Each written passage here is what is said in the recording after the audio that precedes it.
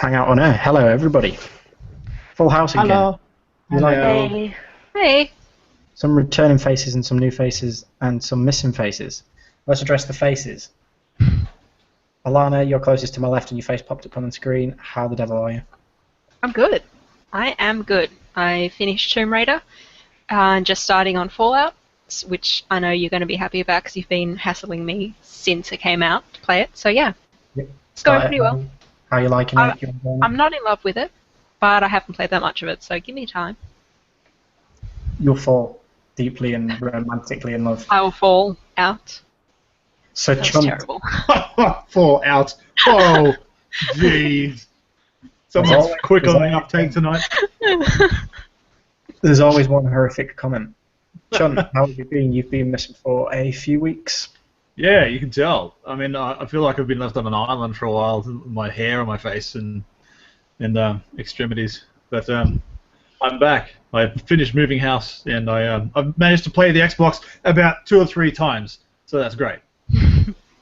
And anything in particular? Been catching up on Fallout yourself? Yeah, Fallout. Tomb Raider has been installed. I just haven't touched it yet. I'm still sorting shit out around this house, but yeah, just Fallout and some Batman Arkham DLC stuff. You know, just trying to get back in my groove. You've done a good enough job, mate. Like, I actually for a minute forgot you'd moved. Everything just looks normal behind Chunt. Well, you know, I try to keep it familiar. Familiar is the best feeling. It Dan, is. your camera's working now. Your microphone's working. Yep, put it to your head. Okay, microphone isn't working. Talking, but we can't hear him. So It was working. he can fix that while we talk to Lara, who has recently joined us. How's things going? Good.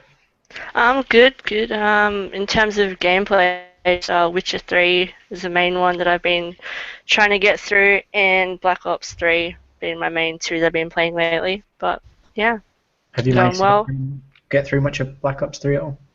I haven't done any of the campaigns, sadly. I'm also multiplayer. I wanted to test the waters with that first rather than the campaign, because that's something I want to do for like streaming. But yeah, multiplayer so far, so good. It's the campaign's horrible. Enjoy. Dan, are you with us yet?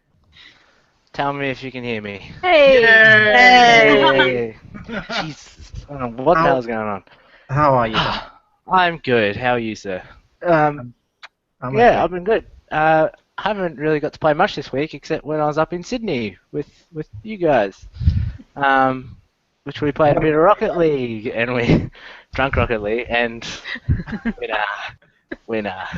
Apart from that, yeah, haven't got around to much lately, but got up my developer spotlight video up this week, so that was Yes, well done That was on that good. video, by the way. Thank you, sir. Terribly good work. Start of new content, good all the time. We had a couple of things to get through today. We've got a video project that we decided today, actually, that we were going to do around our top pick for a game of the year each, which young Chunt will edit together for us. Yes. That'll come up in the next couple of weeks, but I still want to talk about sort of games of the year. It's been a massive year in terms of just what's come out, what we've been expected to play, we've been expected to finish, which is laughable. It's too much in a lot of ways. So just in sort of a sum up, what's been good for us as a group, not individually. So we'll obviously start with The Witcher, Alana, just because, as usual, you're to the left of my screen, and I can't look at you without thinking Witcher. So we'll start there. It was one of the earlier big releases of the year. We've all played it, right? At least in Nope. dribs and drabs. No. Yes. Nope. So Chunt. Shh. Alana, we'll let you kick it off. What made it such a great start to the year? Well, I think it was just like it had the perfect mix of things going for it. It had a great narrative, it had great characters, it had great gameplay and missions and side quests, and CD Projekt Red won Developer of the Year, obviously because they did something right, and that was just constant patches and DLC and just fan support. They communicate with the fans all the time. And so they're just like, the game was released and it was really strong, and then it just kept getting better and better and better. And I mean, even now it's still getting better. So it's just, yeah, it was kind of this game that got so many things right. It got a hell of a lot right for me as well. I'm so annoyed that I stopped playing it to play Arkham Knight. And then it's one of those games I feel like I've not been able to. I picked it up in that initial sort of 2-3 week launch period. Alana, we actually did a podcast all about The Witcher when it first came out. And that was that time when it was like, this is phenomenal. Like, wow. Yeah, you were in love with it then. I was in love with it. Arkham Knight, as I just said. So I had to stop, and I've not really been able to get pulled back in. I don't know if it's because of where I stopped. It's kind of I know that I've got to invest to go back. I'm not just going to go back for 3 hours. I'm going to go back for 15 hours, for 20 hours. But I've got to do it, and I'm going to aim to finish it before the year's out. So that's my take on it. Dan, you said you'd spent some time with it. Yeah, it was well deserving to be Game of the Year. It's one of those ones where obviously wasn't my favourite game of the year, but I mean, you can't argue with what it does do. So, yeah, for reasons that Alana has explained over the many weeks of this year. She's been talking about all year. Yeah. I'm sorry, I'll be less annoying next year. And I think that's also a credit to it, the fact that people keep talking about it, considering it came out much earlier than a lot of the games that came out, in November, which is usually when the big releases come out. Awesome. Lara, you've recently been spending time with it, but I'd imagine you spent time with it prior as well. Mainly like the whole Witcher series as a whole. I've loved every minute of it, but The Witcher 3 just took the cake for me this year. I was so happy that it got Game of the Year and Developer of the Year. As Alana said, it was well deserved, and for me, the main thing that sticks out for me with Witcher is probably the storyline. I'm loving how there's still Dandelion there, there's still Geralt, and there's it's leading on to having so many more characters brought in with all the new the DLC and expansions and stuff. So I'm really, really happy that it got it, because it was it's been the highlight of my year playing Witcher. Awesome. Well, we can't argue with probably giving that the site's Game of the Year overall. I don't think. I think we're going to struggle to get any more votes than probably 3, because, well, I don't know. I'm half in Fallout camp, half in Witcher camp. Witcher would be my second. Next up, Arkham Knight's got to fall somewhere in discussion, and we will point out. It has to fall into me. Before we let Chunt scream about how good it is, we'll point out from the start we are talking about the console version. Yeah. None of us have played this on PC.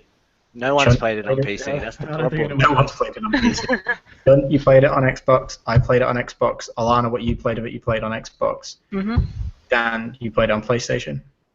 Yes. Lara, you played it? Nope, not yet. Right, so Batman's not Batman to me is something that I'll pick up after I've gotten through all my main stuff. It's not really a priority for me, but I am going to pick it up. It does look really good. Cool. Well, there's no one else to let talk about it other than Chunt as a start. As I said, we've kind of all got our things that have run true, but we all agree are deserved of being spoke about in the highlights of the year. So take it away, Chunt. Oh, where do I begin, mate? I love Arkham Knight. Yes, there were some plot points that were what? It was kind of obvious. And then there were the tank battles that I could have done without a lot of it. But otherwise... Fuck them tank battles. Yeah, fuck them. I hate them. But, beside that, it's just kind of grindy, that kind of stuff, just to get through a mission. But outside of those missions, I loved it, head to toe. I just wanted to do naughty things to this game. It's everything I wanted Arkham Knight to be. I played the crap out of City, and I finished that 6 times. I'm planning to go through. I've finished Arkham Knight twice so far, so I want to go through and probably do it again with some DLC, go through it with the costumes and stuff. I'm just mucking around with the DLC stuff at the moment, because they've got the new Batman vs Superman DLC for it. We can drive around as Ben Affleck in the new Batmobile and stuff, and it's so cool. But otherwise, yeah, it's probably one of my highlights of the year, just not only because I'm a DC Comics fan. Cool, but definitely on the highlights. Yes.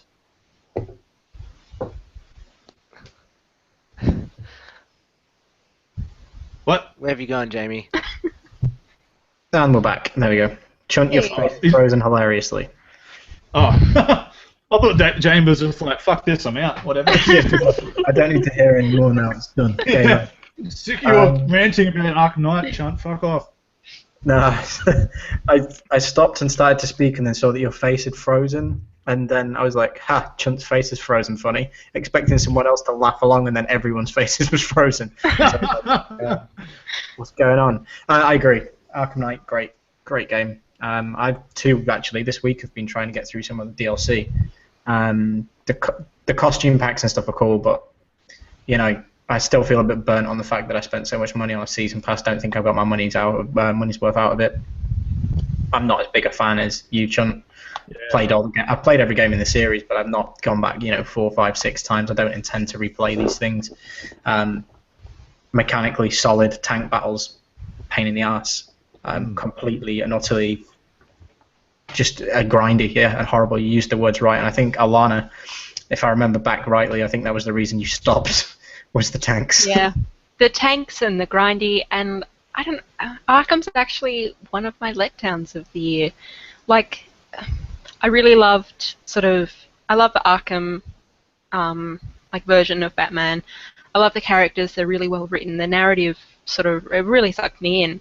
But there was kind of nothing beyond that really hooked me in with Arkham Knight. Like, I didn't feel that Gotham City felt like fully realized. I didn't care about anything in the game, like, beyond the characters.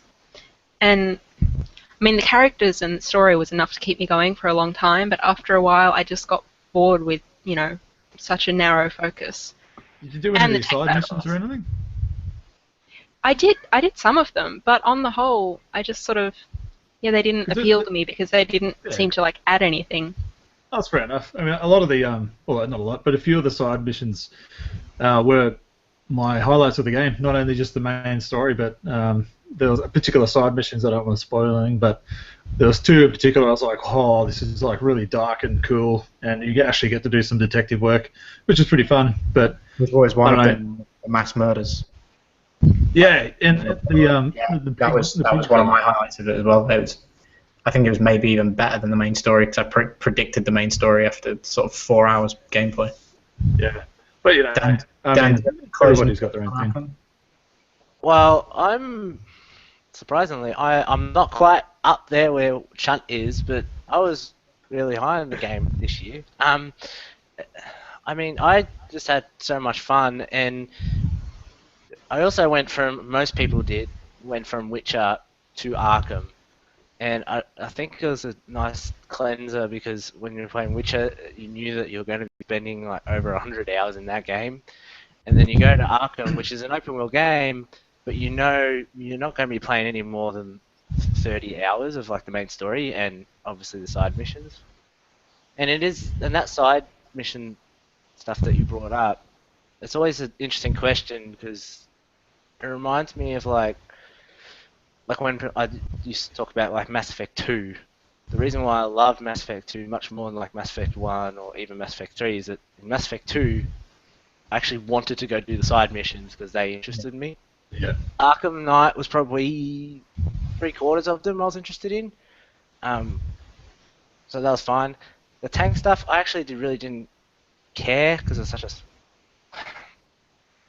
I mean, it didn't have to be there, but I also respect that Rocksteady, the developer, didn't just give us the same game in a different skin, or just make it slightly bigger, which essentially what Origins was to City, which is what Montreal did. So I'm like, at least they're trying to push the envelope. It's for a new console. They're doing new things. So I'm not quite up because I didn't do any of the DLC stuff that came out later, because those passes are essentially, they've become what pre-ordering used to be, whereas the thing, like, you were so excited for the game, so you just went in and put your money down straight away. So I didn't put in any money into that, but in terms of just the game, I had a really good time with it. Good. It's it wasn't everybody's cup of tea in terms of a mass critical acclaim. People have problems with it. The PC version's still having problems till today. But I'm overly solid on it. I think it was a nice send off. The thing with the Batmobile, I think, was more they felt like they needed to justify adding a Batmobile, and that's why there's so much tank stuff. It's like, oh shit, exactly. I told everybody we're putting a fucking Batmobile in this game. We better use it at every given opportunity. And it's like you just that was shoddy game design. Like that's. Yeah, I wish there'd been a few more like different things to do with the Batmobile. I don't know what those things would be, but you know, I loved the Batmobile as a concept, and when I first got in, I was so excited. But then it was just tank battle, tank battle, tank battle. So I think if there had been like 2 or 3 other things to do in it, then it would have I wouldn't have had a problem with it. But yeah, the tank battles just got on my nerves. Too many nerves were itched to continue. Sadly. Anybody got any notable mentions? I've got one that I want to give, but I want to open it to you guys first.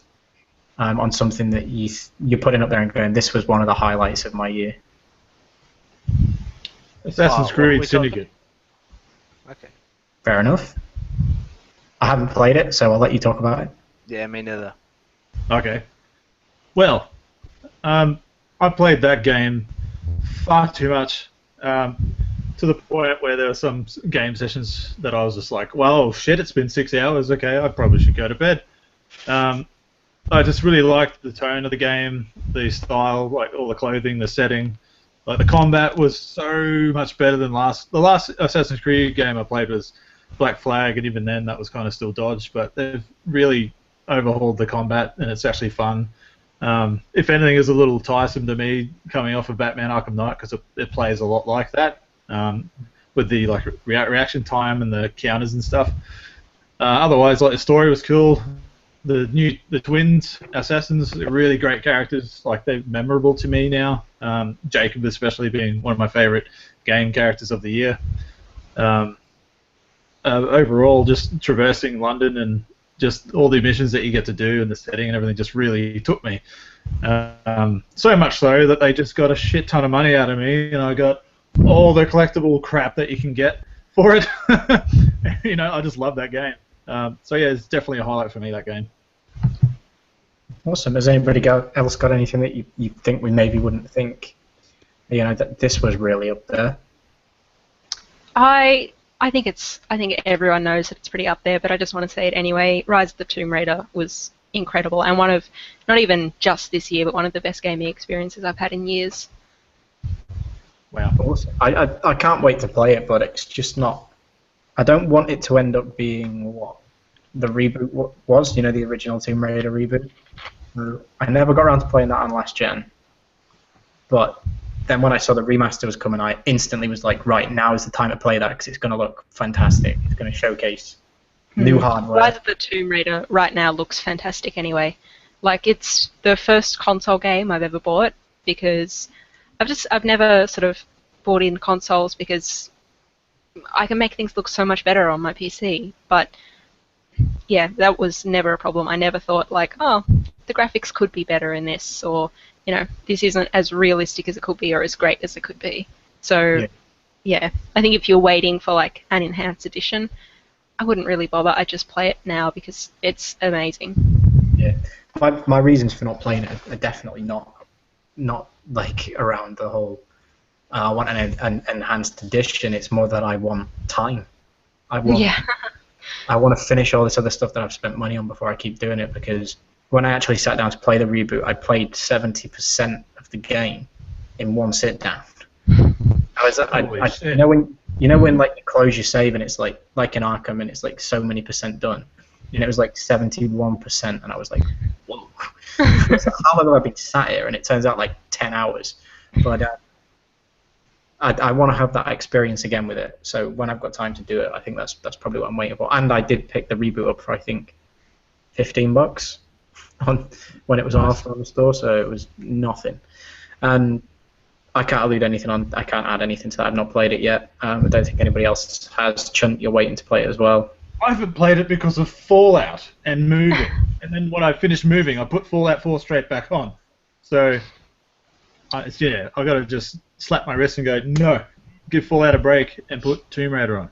We all love a bit of that Fallout, though. I don't want to talk about it too much because it's up there in the running for, it probably is my game of the year. But at the same time, I'm also not writing out The Witcher. I just don't think I've spent enough time with The Witcher to give it too much consideration. But we'll get there anyway. In terms of other absolutely enormous, mammoth quality games that came out, we can't not talk about Metal Gear as much as we all. Thank you. I've been waiting for it. As much as we all hate Konami, and we all hate Konami with good reason, and as much as hashtag fuck Konami. Yeah. Dan, this is your one really to navigate us through. You've played more of it definitely than I have. Unsure as to anyone else. Alana, did you ever start? No, I never did. I played maybe half an hour at your place once, but that was just like a little side mission. Chunt, you've not played it? I've never played a Metal Gear game, so Neither had I was I. never interested. Lara, you played any Metal Gear?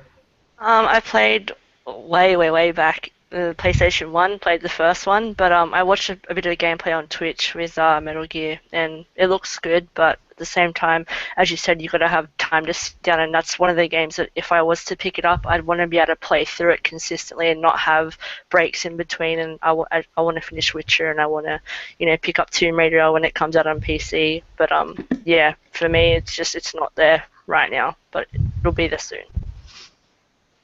Awesome. Well, I hope to go back to it. So, Dan, this one's on you. Well, Why I won't go. is it a highlight for you? I won't go too much because I've got to save some for the video that we're going to do. But for me personally, it was just kind of that game that I'd always wanted, but I didn't know that I wanted it until I got it. It just has this, in terms of gameplay, it just has this great thing of being able to go into the world, go to these bunch of different missions, or they might be the same area but a different objective, and you could play it out the way you wanted to play it. If you wanted to be stealthy, be stealthy. If you wanted to go in all guns blazing, you could do that too, and you weren't going to be punished for it. Opposed to games like let's say you play Hitman or something like that. Or like any other Metal Gear game where you've been punished for not playing stealthily. This is the first time they've gone and away. The only times where like the S rank and the A and the B ranks come into it is when you do a main story mission. So apart from that, if you go do all the side missions the way you want, you generally can upgrade your weapons to a point where you can almost play the story missions the way you want anyway and still get a really high rank. I only joined the Metal Gear Solid franchise at number 4, which people generally tell you not to do because there's so much bloody story and cutscenes in that game. But I don't know, I fell into it. And this is a game where you can jump in, do a side mission, which will take you about half an hour to an hour, and then you can go off and do something else if you want. Once I've finished games like Life is Strange, Game of Thrones, these episodic games, Metal Gear will be the one that I literally go to for half an hour to an hour or so. Yeah, it gives you a little installment, a tiny episode, tiny I've installment. got to ask though, as a Metal Gear fan, starting at number 4 and then 5, are you compelled at all to go back and play all the others? I've read a lot about the others. I started playing number 3, but not enough to warrant saying I've played 3 Snake Eater.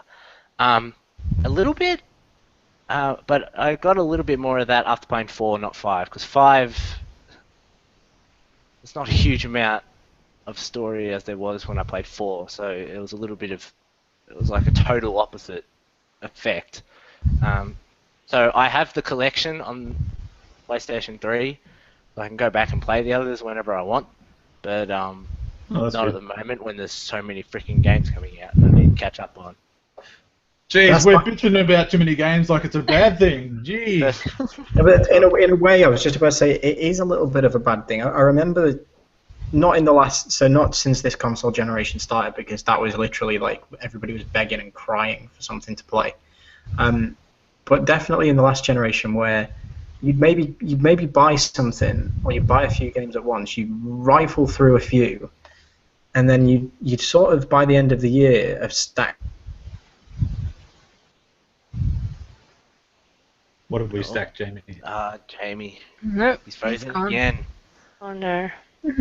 Or he's just I'm going to really get good it. at I'm going to play. But now that's just not feasible. There's stuff coming at us all the time from every angle. You have to buy it and play it while the hype's strong and while everyone else is playing it, or you're going to struggle to ever finish that game. I will never finish Metal Gear Solid 5. I know that, and I'm content. Not with that attitude, buddy.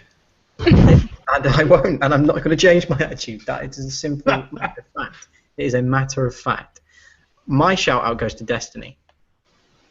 You all know that I've played a country fuck ton of that game. Too much. Yes, you did. Yes. I played more Destiny than Alana has Witcher. In terms of How many?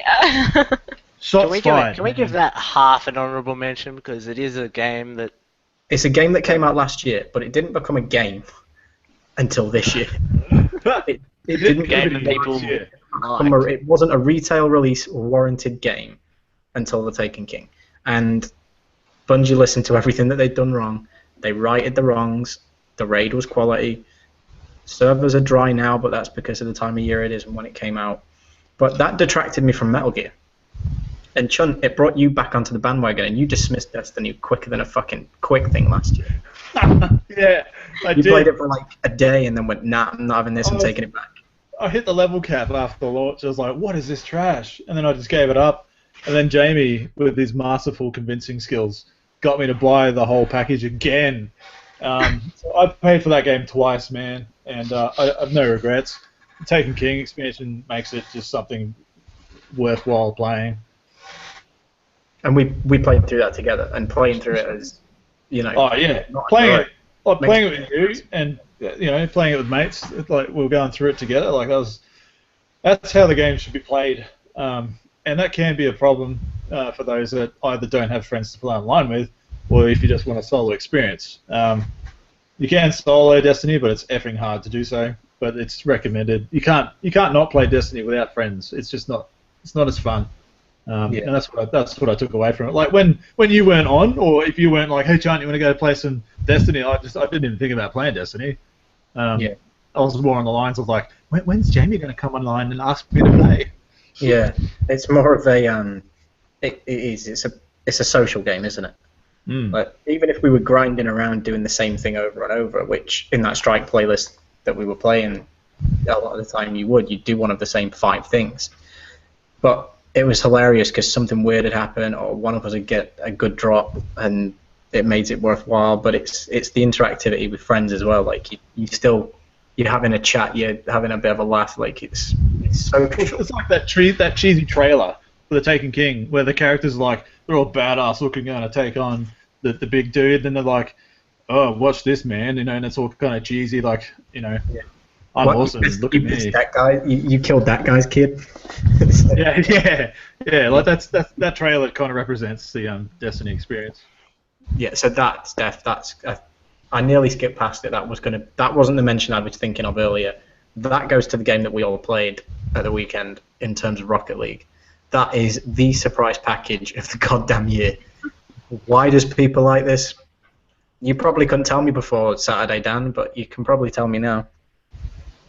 Why do people like it? It's freaking cars and soccer. And I win at it, so that makes it more fun. I don't know. When you're winning. Yes, it is. I don't know. It's just as you play it, it's one of those things. It's one of those games where it has really, really simple mechanics. There's not a lot of rules to it. But as you play, you learn just little kinks in the game that you can either take advantage of or use against other people.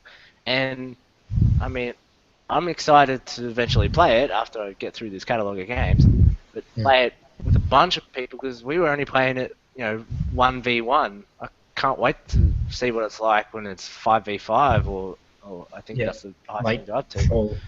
Full teams is pretty insane. I don't even know how I'm going to score with that many freaking cars on the field. That's why playing the 1v1s. I know that we added the added element of it was Suicide Rocket League, like you're consuming your drink. Like it's Cruises. it's the best video game I've ever played. That's a drinking game. I don't think I've ever played a game that's a drinking game also, but it was good fun, and I played a lot of it when it first came out. It's one of the few games that since I had to create a new PSN because I don't live in England anymore, and Sony and knobheads, that I actually have trophies in, that I'm actually collecting a list out of. It's like I've played quite a lot of it. It's not PSN's fault that you were born in England, all right? No, but it's their fault that I can't change the region on my ID. And it's not crappy architecture's fault. Lara, have you got anything that kind of stands out as a bit of a highlight? Oh. Microphone. Losing mics everywhere. Use your words. There we are. Yep, you're good. Is it alright now? Okay. Yeah. Cool. So, for me, Need for Speed, definitely. I mean, it's not everyone's cup of tea, but for me, I was really, really anticipating it for this year. I'm going to touch more on that with the video that I've got coming. It's just a slow time coming because waiting for a capture card for Christmas, and I don't want to, put up a video for you guys and have it be in terrible quality from streaming online. So I'm holding out and hoping that I get the capture card. But for me, yeah, definitely, it's probably one of the most fun games I've had in terms of customization. It's amazing. They've actually taken real car parts from like reality and brought them into the game that you can customize. So, for example, with one of the cars, there's a brand called Rocket Bunny, and they've allowed EA to bring their parts in to make a car look like a body kit of a car you'd see on the street if someone had like all the money that they could blow out with. So it's like amazing in that retrospect. Also, with the 5 different gameplays, it brings in, if you've played Most Wanted on PS2, if you've played Underground 2, if you've played Carbon, they've got all those mechanics brought into one. So you can be a racer. You can be you can just run from the cops if you want to. You can just be a build enthusiast. It's all up to how you play, but it's just amazing. They brought all of that into one game, and the graphics are amazing. I played the shit out of Carbon. That was really good. Yeah. I have a question about it though. Mm-hmm. Can I put neon lights underneath my car, tip my windows, and basically play Need for Speed Underground 2? That's illegal. In terms of tinting your windows, you can tint the windows, but you can't. Okay, thank you. Sorry. Yeah, you can tint the windows, but there's no neons. But I'm not sure. I haven't really looked into it if they're adding that in or not. But I'm pretty sure if the players ask for it, would come in a DLC. So, yeah. But for now, no. Sadly. Neon lights on no buy. Yeah, no, neon or bust. Neon or bust.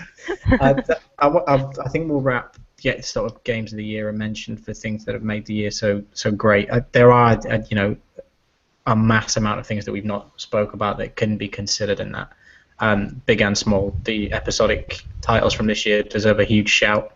Life is Strange in particular. Game of Thrones a little bit more disappointing than overwhelmed.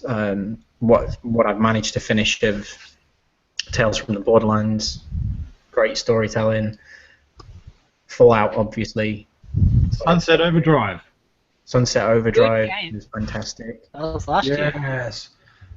Oh, it's in my heart this year, bro. So just moving away from things that have been awesome. Now, Alana, you already said that Arkham Knight was a bit of a letdown for you. It was a bit of a letdown. What's let you down the most? And this is where we're going to sort of pick one thing. We're all going to get to pick one thing, and we can rip on it for a few minutes. Honestly, my biggest letdown of the year was Arkham. And there have been other things that have kind of disappointed a bit, but nothing that I was so interested in at the start, and then so kind of instantly lost interest in. I guess my second choice would be the Team Fortress updates that we've had this year. They've just been really kind of shitty and forgetful, and they last for just a few weeks, and that's meant to get people really excited to play them, while they can. But, with the community servers and the Valve servers and the disconnect between the two, there's kind of been no reason for me to, do the contracts and get these cool items. And, you still have to spend real money to actually get some of the new items. And just all in all, really great ideas. Got me really excited for them. But then, just kind of after like 2 nights of playing them, I just lost all interest. Yeah, I think you mentioned to me the weekend the difference in the servers, like not having the community servers there, had pretty much killed the game. Yeah. Which is and I know, like, ever since I've known you, you've been an avid player, and since long before that, you've been an avid Team Fortress 2 player, and so that is due warrant for being gutted. Lara, have you had anything that's really disappointed you this year? Well, I mean, this one didn't even come out, and I'm bummed about it. But Silent Hill, I played the PT of it, and I was like, hell yes, this is going to be amazing. And then I find out it got cancelled, and I was just like, well, there goes that dream of being scared crapless on stream, Like, God. Hashtag fuck Konami. Yep. But if I didn't have to say that one, probably Dying Light for me. I had really, really high expectations. I played it at the EB Expo in 2013, and I thought it was amazing, but I recently bought it and played about 10 hours into the campaign, and it's a bust. Surprising. It's critically very well thought of, but everybody's cup of teas and all that kind of stuff. Dan, I actually haven't got a clue what you're going to say. I'm quite interested. As the resident PlayStation player here, I've got to go to the order. That was really I forgot about the order. Yeah. That's how bad that game was. I mean, so people that don't usually watch this, I am an avid single-player campaign person. Don't really care about multiplayer, so when they announced that this doesn't have multiplayer, I'm like, that's fine, give me a story I can play through. Then they're like, well, the story's only 6 to 8 hours long. I'm like, that's fine, just make it a good story, I won't care. But it was just so underwhelming, especially when Sony generally bring their first parties and even some of their second parties will bring out games like Heavy Rain, the Uncharted games, Infamous games, and then even though this was a second party, you thought they would have brought something a little bit more to it apart from good-looking games, because they're going to age, but the story and the gameplay is what you need to bring, and they really didn't bring it. So that was disappointing, because I can't remember the last first-person game for a Sony console that really disappointed me like this. So, oh well. God damn them orders. I've got a kind of a similar thing with Lara, not for a cancellation, but what disappointed me was I don't even think it was early this year. I think it was late last year. I think it was sort of summertime last year, maybe even, I can't remember, whatever date it was announced The anyway. suspense is killing me, Jamie. Persona 5 not coming out this year. Yeah. They went on forever with those 2015 all over, all marketing material. And, everybody was like, nah, they can't do that. They're not going to hit that. They kept with it. Yes, we promise it's coming this year. No, it fucking isn't. Don't lie. What if it comes out on December 31st? And they just release it one day? It won't come out here. It'll come out overseas, maybe. But even their dates, but the date for for Japan has been moved to Q1 2016 now anyway. So we ain't getting it until next Christmas. And you all quite aware that I bought a PlayStation for 2 reasons. For Persona 5, No Man's Sky. And I knew that Quantic Dream would be developing something. We found out what that is this year, and that's one of the highlights, because that looks fucking awesome. But where the hell's my Persona game? But my actual letdown, the letdown for me, comes in the form of this guy. I was waiting for one person to mention that. Now, it's gorgeous. I've played quite a lot of it. I keep weirdly going back to it. But there's just not enough for me to do in it on my own. I don't want to play another shooter. I play Halo. I play Call of Duty. I don't want to competitively shoot in a Star Wars game. I want a Star Wars game. I want a character-driven Star Wars game. If they'd have let me be a stormtrooper, carry my own story through the beautiful world that they built, I'd have been happy. If I had 4 hours, 5 hours worth of campaign, I'd have been happy. I don't. I have an offline version of Kill Confirmed from Call of Duty where I can fucking play as Luke Skywalker or Darth Vader or Han Solo or Leia if I really want to. Or Palpatine and, you know, like spin through the air like some kind of fucking Voldemort out of Harry Potter. Like, it's not... It's a letdown. It's not as good as I was hoping for. I had an initial good time with it when we played it at the EB Expo this year. It was fun. We all came out of there going, fuck, that game's going to be good. Then Alana, we played the beta for, 2 hours and was kind of like, this is getting boring really, really quickly. Yeah. And then I cancelled my pre-order. I have more faith in it than you do now, but I don't play it to play a shooter. I play it to get like a dose of Star Wars nostalgia. And after like a few maps, a few rounds, and I'm done. I've had my Star Wars fix. But yeah, it's shallow. It looks gorgeous, but it's shallow. And I'll tell you what it did do to get that kind of Star Wars fix, as you were saying. Like we're in Star Wars season now, as we alluded to last week. One week to go. It's a week until the movie. Yeah. 1 week. We're in Star Wars season, but what it actually made me do, as opposed to giving me that Star Wars fix, was made me go, fuck this, there's better Star Wars games out there. And I downloaded Lego Star Wars. Lego Star Wars. Take your Lego games. Fuck off. It made me download The Force Unleashed, and it made me download the MMO, because it's free to play. Now, I haven't played a lot of it yet, but do you know what I mean? I'm just like, there's got to be a better experience out there. Alright, it might not be as pretty, and it might not sound as good, but goddamn well I'd be more immersed in that.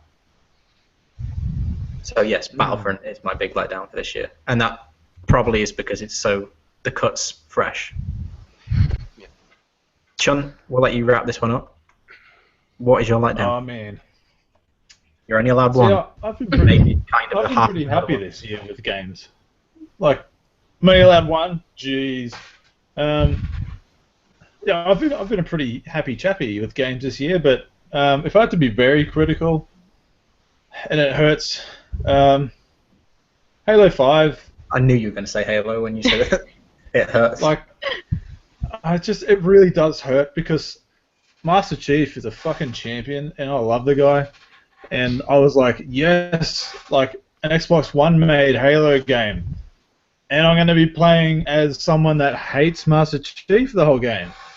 And it dawned on me about in the first 6 missions where I was like, okay, I've been Master Chief, I think, once. What the hell is going on here?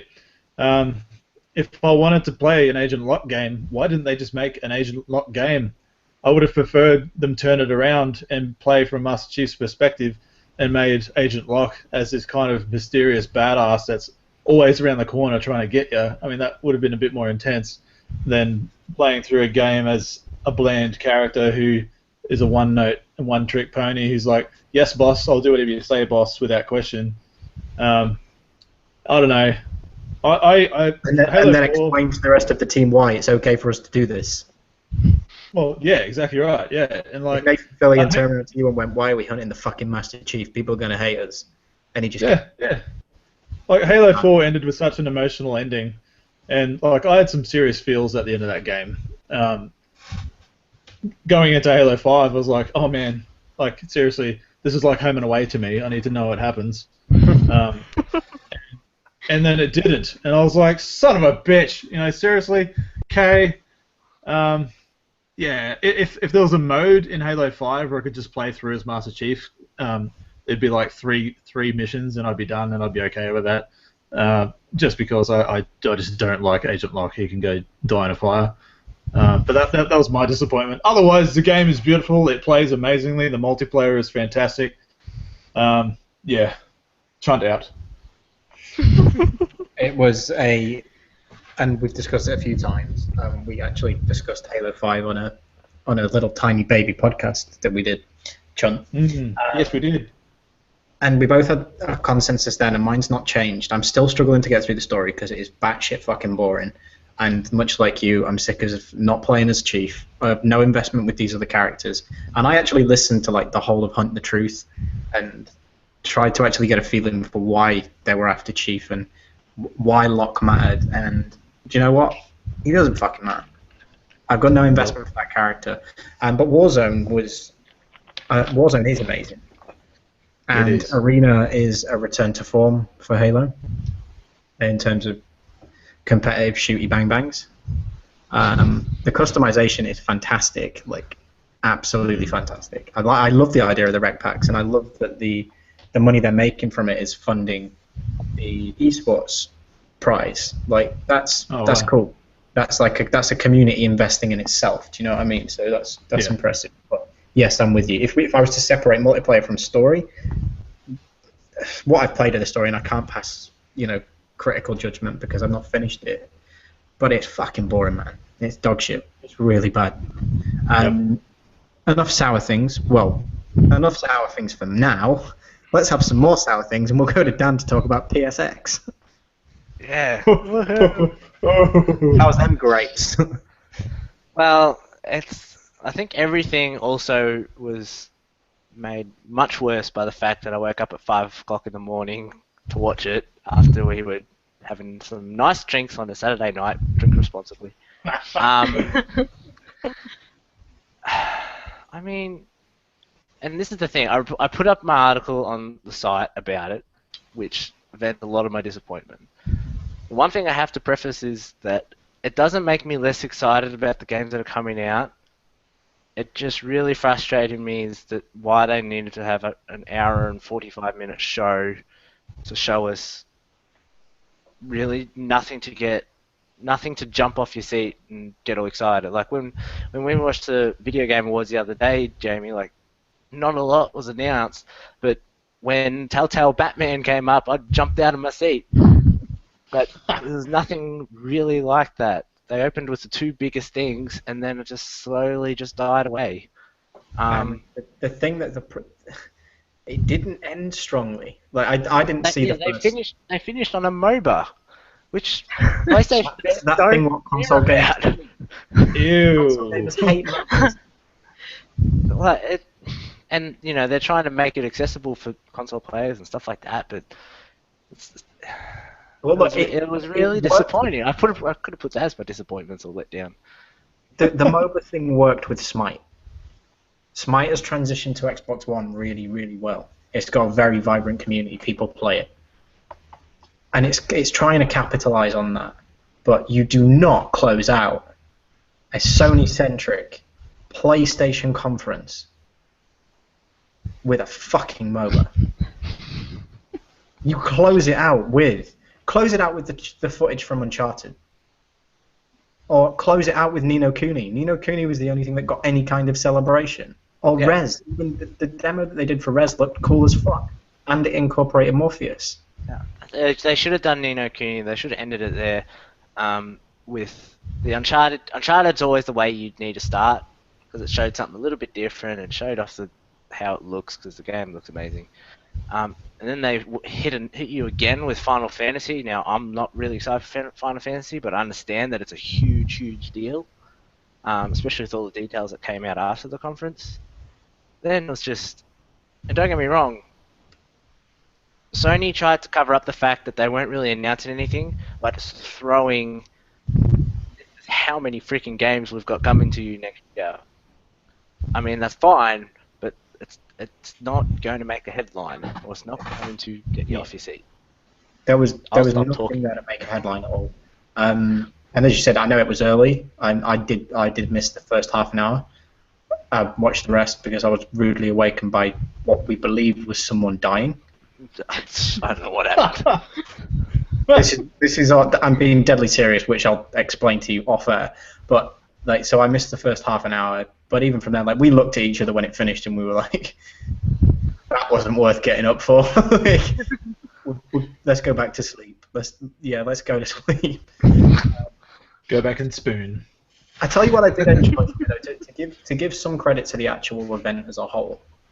Not long after you left, actually, Dan, I turned the coverage back on, and I saw Kind of Funny's panel, which was good. Too short. You can't just give those guys 45 minutes when they've got the president of fucking Sony Computer Games on their sofa. What else happened? Something else happened after. I think it was coming out of PSX. People were talking about how the actual show, like the 2-day event, was fantastic. Actually really great, and the games people played, even the VR games, which we looked at and went, "What are these VR games?" About 3/4 of those games, people actually came out going, "Oh, that was actually really awesome." But obviously, we're not there, so we can't. You can't experience it. And there was apparently the show was really great, but I'm just talking about the keynote in particular. Yeah, and it is a point to make that look, people enjoyed the actual experience, and following the thing that Kind of Funny did, they had the guy who runs the PlayStation blog. He was doing some developer interviews after that, and that was really good. The storytelling. Where they got the storytellers on to do like discuss upcoming games, things they've worked on in the past, and it was interesting. And like the next day, I didn't really catch too much footage, but the actual PlayStation, their official one, not IGN's kind of coverage or anyone else's coverage, the actual official PlayStation coverage, they were showing extended demos of things that they'd shown, during the keynote. It's like some of this stuff's actually quite interesting. Like, why didn't you show us more of this in the keynote rather than, bringing some guy on that nobody's ever seen before and have one of the dudes take the piss out of his last name for 5 minutes? Like, why are you showing us the birds flying through the Eagle game for like 5 minutes? That footage was too long. The keynote was poorly put together, but I'm pleased people enjoyed the actual experience. Some of the fan events and things that were done seem to have gone down very well. And we, by my recollection of time consumer, have gone on for way too fucking long this week. So we will wrap up there. We have got that video coming where we're going to all pick one game, not several, just one. Talk about it for a little bit. Chunt's going to make it into a nice video. We're then going to do the same thing. One most disappointing thing, if it makes sense to do it after we all just pick one now. But that'll go up before the end of the year. I think we might do a podcast next week and have that as a yearly close, and as the year's close out. You'd have a Christmas podcast. Get everyone to get like a Santa hat, put that on. Everybody together, everybody present, just a bit of a chat about the year. What we've done. We've actually done quite a lot in our short lifetime as a channel, not as individuals, because as individuals I'd expect us to achieve way more than we have done in 6 months. So we'll do that next week. Those videos will come before the end of the year. We hit our 1,000 channel views milestone, which I set for us. That's now at like 1,019 or something, so well done. Woohoo! Yay! Hopefully there'll be some more by the time this has gone live, and when those 2 videos go up in the next few weeks. So we'll be back for a podcast next week. Thank you everybody for coming by, and I'll catch you soon. Bye. Yeah.